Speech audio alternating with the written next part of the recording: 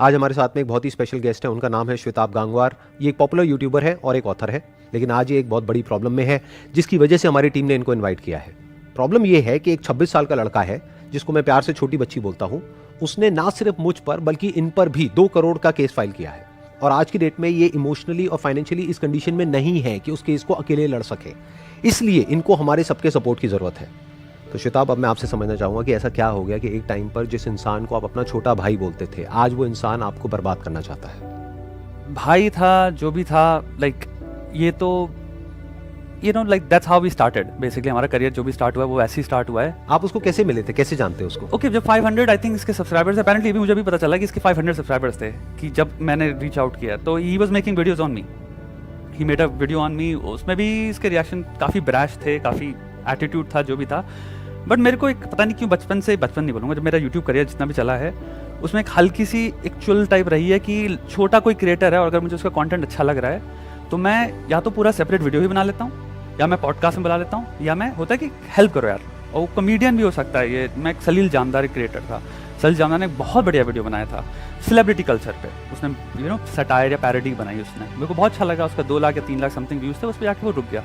मैंने उठा के एक सेपरेट कंप्लीटली वीडियो बना दिया।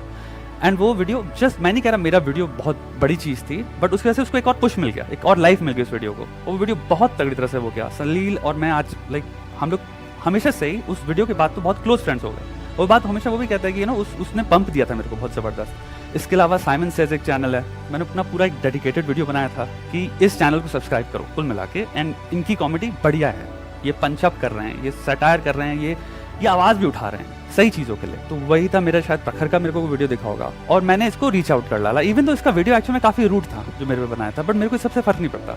मैंने कहा भाई मेरे को अच्छा लगा, आ जा। एंड हमारी बात हुई, मैंने कहा मैं तेरे को फुल सपोर्ट करूँगा, मेरे पे छोड़ दे। मैंने इसके चैनल पे पॉडकास्ट किया और मेरा जो पहला कोलैबोरेशन है उसी के अंदर वीडियो में, उसी में मैंने बोला है क्लियरली कि ये मेरा छोटा भाई है।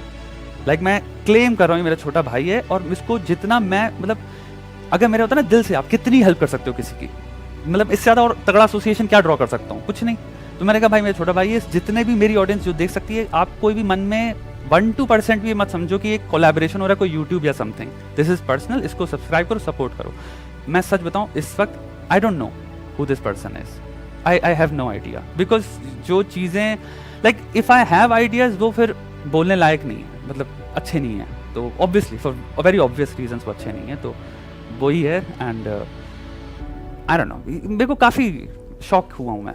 मैंने आपका कम्युनिटी पोस्ट पढ़ा था जहाँ पर आपने लिखा था जी कि क्या प्रॉब्लम्स चल रही हैं आपकी लाइफ में, उसके बारे में थोड़ा सा बताएंगे कि एग्जैक्टली क्या हो रहा है अभी आपकी लाइफ में, अभी आपकी क्या कंडीशन है? जब मैं आया था I think 7 month old baby था। आप आए क्यों थे यहाँ पे? आने का रीजन क्या था? क्योंकि मम्मी को कैंसर डायग्नोसिस हो गया था ना। और आपके फादर? मेरे पिताजी नहीं है। अच्छा, आपके पिताजी नहीं है। मतलब कब से, किस एज से? मैं जब 15 साल का था। मेरी पिताजी की सिचुएशन भी बहुत खराब है, मैं सच बता दूं। मैंने बात अपनी जिंदगी में आज तक कभी करी नहीं है, यूट्यूब पे मैंने हिंट भी नहीं दिए हैं। मेरे पिताजी अल्कोहलिक थे, ये बात मैंने कभी नहीं बोली। मुझे बहुत इस बात को मेरे को हमेशा ये रहता है कि ये मेरी मम्मी की कहानी है ना, मैंने क्या देखा है मुझे पता है, और वायलेंस में भी जो सहा है मुझे पता है। सर मेरी सिचुएशन में इसलिए बार बार बोलता हूँ लोगों से कि एजुकेशन में मुझसे क्या पूछते हैं तुमने क्या पढ़ाई करी, अरे भाई नहीं कर पाए यार। मैं आप बस एक चीज़ बोलना चाहूँगा, KGF मूवी का कोट है ना, असली योद्धा माँ होती है। सर ये बहुत सही कोट है। मेरी माँ ने जो किया है सर मेरे लिए, मैं अब एज एन एडल्ट समझता हूँ ये बातें। पिताजी को तो हर सुबह से शाम तक अल्कोहल चाहिए था। तो फिर उनकी डेथ के बाद में कैसे आपको फाइनेंशियली कैसे सपोर्ट किया? मेरी मम्मी जब हम 13 थे तो खिलौने बनाती थी घर पे, उन्होंने खिलौना बनाना स्टार्ट कर दिया। तो और खिलौना, भाई मेरी मम्मी टैलेंटेड भी बहुत थी, क्रिएटिव थी बहुत ज़्यादा, तो बहुत सुंदर खिलौने बनाती थी जो प्लस टॉयज होते हैं। आज तो सब चाइना हो गया मार्केट पूरा, बट वो बनाती थी। आज भी अब शौकिया बनाती हैं, तो वो प्लस टॉयज बनाती हैं, चाहे ऑक्टोपस हो, चाहे डॉल्फिन हो, पैरट हो, सब। उन्होंने अकेले काम करना स्टार्ट किया कि लेडी खेले घर पे, खिलौने बनाती थी। शायद उनको 30 रुपए एक खिलौने का मिलता था। आपकी मदर का ट्रीटमेंट चल रहा है कैंसर का, और कैंसर क्या है वो वही समझ सकता है जो कि वो तो वर्ड ही इनफ है। हाँ, वो वर्ड ही इनफ है। वर्ड सुन के ही डर लगता है। सच बता रहा हूँ, घर में कोई भी इंसान हो, मतलब वर्ड ही ऐसा है कि वो वर्ड सुन के ही डर लगने लग जाता है। दूर के रिश्तेदारी में कोई भी हो, एक वर्ड आ जाता है कैंसर हो गया इनको, राइट। आदमी कहता है अरे मैं हार जाऊंगा। मैं बहुत जेन्युइन बता रहा हूँ, अगर मेरी मम्मी को कुछ सीरियस हो जाएगा ना बहुत ज़्यादा, मेरा रिग्रेट यही है मैं वो नहीं दे पाया जो उन्होंने हमें दिया है। मेरे को बस यही है सर, मेरी लाइफ का सबसे बड़ा वो है कि मेरे को अपनी माँ को ये जो रिमाइंडर लाइफ है सर, ये बहुत अच्छी देनी है। तो मुझे आप एक बात बताओ यहाँ पर कि जिसको आप अपना छोटा भाई बोलते थे एक टाइम पे, जी। उसको पता था कि आपके बचपन में क्या प्रॉब्लम हाँ, हुई है, हाँ, आपके घर की क्या कंडीशन है, और अभी करंटली आपकी ये तो मदर को 100% कैंसर पता है। ये पता है, ये हाँ, तो पूरी दुनिया को पता है हाँ। क्योंकि आपने कम्युनिटी पोस्ट में तभी मैंने डाला सबके था ना सामने सर, डाला है। पता है, मैं सच बताऊं दिल से, ये एक बात मेरे लिए, मेरी पर्सनालिटी ही नहीं है मैं पब्लिक करूं। तो अब जब उन्होंने आपको कोई लीगल नोटिस नहीं भेजा है, सीधा ही केस कर दिया है 2 करोड़ का, तो अभी करंटली आपकी मेंटल स्टेट क्या है? मतलब अभी आप इस सिचुएशन को कैसे डील कर पा रहे हो? जो चीज वर्स्ट चीज हो सकती थी to go wrong, this is it. बाकी सब चीजें, सब कुछ मैनेजेबल होता है लाइफ में, इतने तो है ना कि मैनेज कर लें। देखिए पछड़ों में भी तो कैटेगरीज होती है ना, एक साइकोलॉजिकल पछड़ा होता है, वो होता है कंप्लीटली डिपेंडेंट करता है इंसान की पर्सनालिटी में रेजिलियंस कितना है। मेरे में बहुत हाई है, मैं साइकोलॉजिकली पछड़ा, मेरे को प्रॉब्लम नहीं होती। अगर लेजर से सेम, अगर मेरे को इंटरनेट में मैं एक्सपोज हो रहा होता और दुनिया हंस भी रही होती है, मैं एक इमेजिनरी सिनारियो बताता हूँ, मुझे 5 पैसे का फर्क नहीं पड़ेगा, मुझे नहीं पड़ेगा, मुझे क्योंकि दिखता है सब वहम है। ये चीज जो थी, यही एकमात्र चीज थी जो कि मैं इस वक्त मेरे लिए कंप्लीटली न्यू लेयर ऐड कर देता है of the existing responsibilities and duties in my life. Plus sir मेरे पास डेंट आया है, फाइनेंशियली आया है, लास्ट 3 मंथ्स में आ गया, क्योंकि मैंने सोचा नहीं था, प्लस मुझे नहीं पता था ये होने वाला है, वरना मैं कंप्लीटली डिफरेंटली प्लान करता चीजें फाइनेंशियली भी। अच्छा, उस इंसान को जिसने ये सब किया है आपके अगेंस्ट, उसका जी। नाम नहीं लेते जी। उसको अगर आपको कोई मैसेज देना हो, अभी वो ये वीडियो देख रहा होगा आई एम श्योर, जी। तो आप क्या कहना चाहेंगे उसको? मतलब अभी आपके मन में एग्जैक्टली क्या चल रहा है? मैं एक बार दिल से बात बताऊं सर, मैं जब किसी इंसान को समझ नहीं सकता ना, या फिर उसकी मानसिक स्थिति को नहीं समझ सकता, सो लास्ट थिंग जो मेरे लिए बचती है एक्सटेंड करना, वो है एम्पैथी। क्योंकि देखो दोस्त, तुम कुछ भी हो सकते हो, लेकिन तुम एक बहुत अंदर कोर में इंसान ही हो। मैं एक बहुत छोटी सी बात कहूंगा सर, मैं लाइफ में जब भी, मेरा एक बहुत बड़ा मैसेज रहा है यूट्यूब पे, कि कभी भी किसी से बात हो जाए ना यूट्यूब पे, अगर कमेंट लिखने वाले हो तो 5 सेकंड के कमेंट लिखने से पहले सोचना कि इसके माँ बाप पढ़ रहे हैं। ये बहुत छोटी सी ट्रिक होती है जो ह्यूमनाइज कर देती है, कि तुम हो सकता है कुछ 4 बातें जो बोलने वाले थे उसमें वो शायद रुक जाओ, क्योंकि तुम्हें लगे ये एक बेटा है किसी का, ये किसी की बेटी है। तो सर मैं इस इंसान को अभी नहीं समझता, बट कहीं ना कहीं ये जूझ तो रहा होगा किसी न किसी परेशानी से, खुश तो नहीं बैठा होगा, ये तो मेरा दिल जानता है, क्योंकि मैं भी एक इंसान हूं सर। मैं मैसेज नहीं आपको, मेरे को यहाँ पे मैं आप पे वो दे सकता हूँ कि like what do you think. अगर मैं अपने आप को आपकी जगह रख करके देखता हूँ तो मैं तो सपने में भी नहीं सोच सकता कि what is it that you are going through, और कोई नहीं सोच सकता।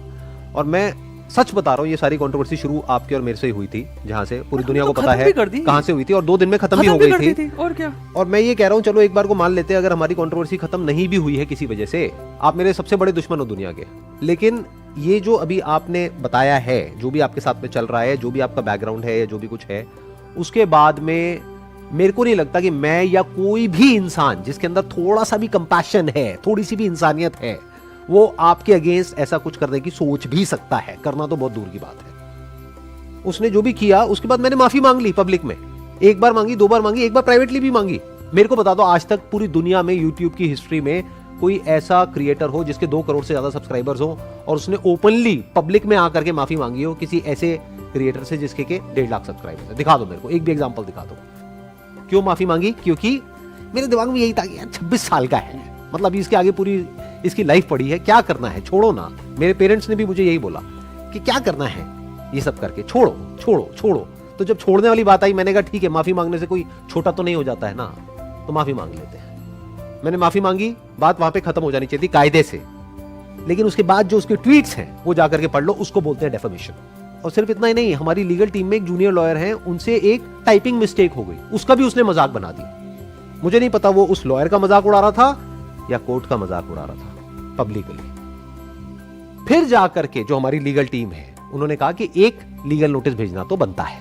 कोई केस फाइल नहीं किया भाई, ना आपके अगेंस्ट, ना उसके अगेंस्ट, ना किसी के भी अगेंस्ट। और ये आप भी जानते हो और मैं भी जानता हूं कि वो नोटिस भेजने से पहले भी मैंने आपको क्या ईमेल किया था पर्सनली, कि मैंने आपको पहले ही क्लियर किया था कि मुझे पता है आपकी क्या कंडीशन चल रही है, आप टेंशन मत लेना, बिल्कुल भी स्ट्रेस मत लेना, क्योंकि मुझे पता है, आपने बता दिया है पोस्ट में कि आपका ये कंडीशन चल रही है। तो इतनी इंसानियत है मेरे अंदर। उसको भी मैंने सिर्फ एक नोटिस भेजा, जिसके रिप्लाई में उसने बहुत लंबा चौड़ा नोटिस भेजा। उसके बाद में मेरी लीगल टीम ने पूछा, सर क्या करना है, नेक्स्ट स्टेप क्या है, सिविल केस करना है, क्रिमिनल करना है, 10 करोड़ का करना है, 20 करोड़ का करना है, क्या करना है? मैंने कहा कुछ नहीं करना है। तो ये जो बार बार एक्सक्यूज दे रहा है ना अपने प्लेटफॉर्म पे आकर के कि ये जो मैंने किया वो श्वेताब की वजह से किया, श्वेताब ने मुझे बोला करने के लिए, भाई साहब अगर आप एक एक्चुअल में 4 साल की छोटी बच्ची हो ना, तो ये एक्सक्यूज बहुत बढ़िया है कि उसने मुझे कहा था थप्पड़ मारने के लिए मैडम, इसलिए मैंने उसको मार दिया। अरे भाई तुम एक 26 साल के आदमी हो, अगर श्वेताब कल को आ करके कहेगा कि चल यहां से छलांग लगा दे, चल जा करके उसको गोली मार दे, मार देगा क्या भाई तू? ये कोई एक्सक्यूज है? ये कोई लॉजिक है? आपके सारे जो प्राइवेट मैसेजेस हैं जो वो एक्सपोज करने की बात कर रहा है, उसमें क्या है? उसमें यही तो है कि अगर आपने मान लो एक बार को बोला भी उसको ये करने के लिए, तो भाई दिमाग तो तुम्हारा खुद का है, तुम्हें पता होना चाहिए ना क्या करना है क्या नहीं। तो मैं बस इतना कह सकता हूं कि मुझे आज भी इस बच्चे की एक्चुअल में परवाह है। इसी वजह से हमारी लीगल टीम बहुत कुछ बोल रही है कि इसके अगेंस्ट ये करते हैं, वो करते हैं, ये होना चाहिए, वो होना चाहिए, लेकिन ऐसा कुछ भी हमारी तरफ से नहीं हो रहा है और मैंने सबको रोक रखा है, क्योंकि मेरे को अभी भी कहीं ना कहीं ये भरोसा है कि ये जो मैटर है चाहे जितना मर्जी कॉम्प्लिकेटेड हो, प्रॉब्लम है ना, सॉल्यूशन निकलेगा। I have that conviction. और इसीलिए आज की इस वीडियो में एंड में I talk about a solution. अगर आप एग्री करोगे तो आप भी अपना एग्रीमेंट दे सकते हो। होना ही चाहिए। अगर वो समझ आ जाए उसको तो बहुत ही बढ़िया है, अगर नहीं समझ आता है और लीगल बैटल करने का शौक है तो उसके लिए भी मैं तो तैयार हूं। और वर्स्ट केस सिनेरियो पकड़ लो कि अगर आप ये केस हार भी जाते हो तो मैं कमिट करता हूं कि आपको 2 करोड़ रुपए नहीं देना है, वो 2 करोड़ रुपए मैं दूंगा, क्योंकि वहां पे हमको क्वांटिफाई भी करना पड़ेगा कि अगर आप 2 करोड़ मांग रहे हो तो ऐसा नहीं है कि आपको 2 करोड़ मिल जाएगा। यू हैव टू क्वांटिफाई कि भैया what is the basis of that. अगर मैं आज केस करता हूं तो आई कैन इजीली क्वांटिफाई कि भाई मैं अपने चैनल को मोनेटाइज करने वाला था और मेरे को ब्रांड डील मिलने वाली थी 50-50 लाख की, 20 ब्रांड डील नहीं मिली तो मेरे को 10 करोड़ का नुकसान हो गया। तो नुकसान क्वांटिफाई हो गया इस डेफर्मेशन की वजह से। आप कैसे क्वांटिफाई करोगे भाई साहब? और आपका नुकसान कहां हुआ है? एक बार फैक्ट्स को देखते हैं ना। आपने खुद अपने मुंह से बोला कि ये सब होता है सब्सक्राइबर्स के लिए, नंबर 1। नंबर 2, आपने खुद अपनी वीडियो में बोला कि इस कंट्रोवर्सी की वजह से आपको 50,000 सब्सक्राइबर्स मिले हैं।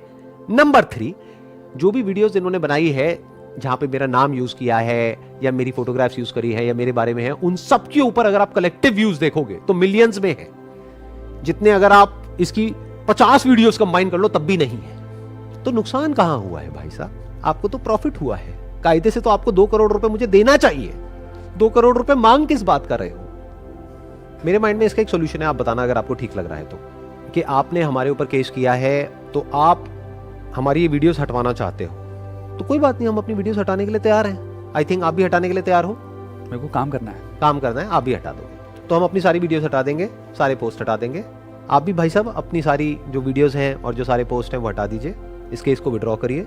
उसके बाद में ना आप हमारे बारे में कुछ बात करोगे, ना हम आपके बारे में कुछ बात करेंगे। आप अपने काम पे ध्यान दो, हम लोग अपने काम पे ध्यान देंगे।